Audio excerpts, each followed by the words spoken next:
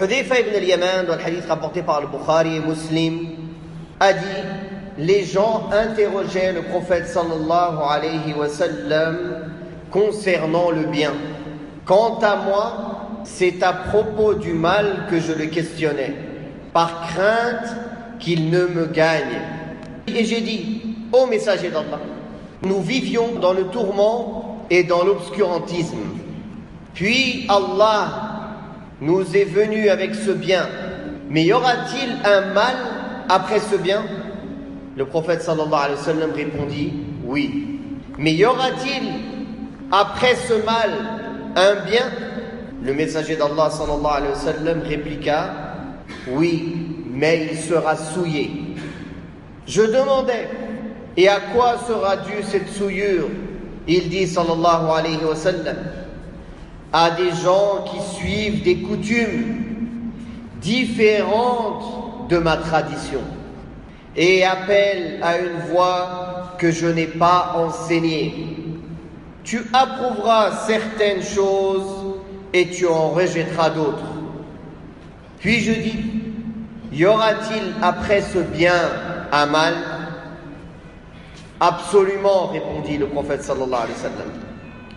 Des prédicateurs aux portes de l'enfer. Celui qui leur obéit, il sera précipité. Ô messager d'Allah, décris-les-nous, dis-je. Il dit sallallahu alayhi wa sallam: bien, ce sont des hommes de notre ethnie, s'exprimant dans notre langue. Je dis: ô prophète d'Allah, que me conseilles-tu de faire si je venais à vivre cette époque?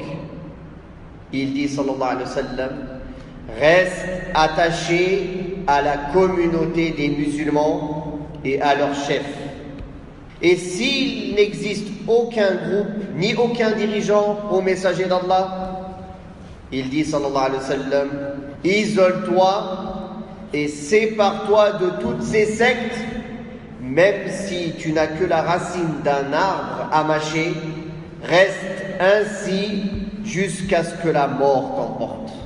On voit dans ce hadith l'importance de la connaissance de ces sectes, de leurs principes, de leurs ambiguïtés et la compréhension de la voie des gens de la sunna qui se sont réunis sur la sunna du prophète sallallahu alayhi wa sallam pour suivre cette voie obligatoirement.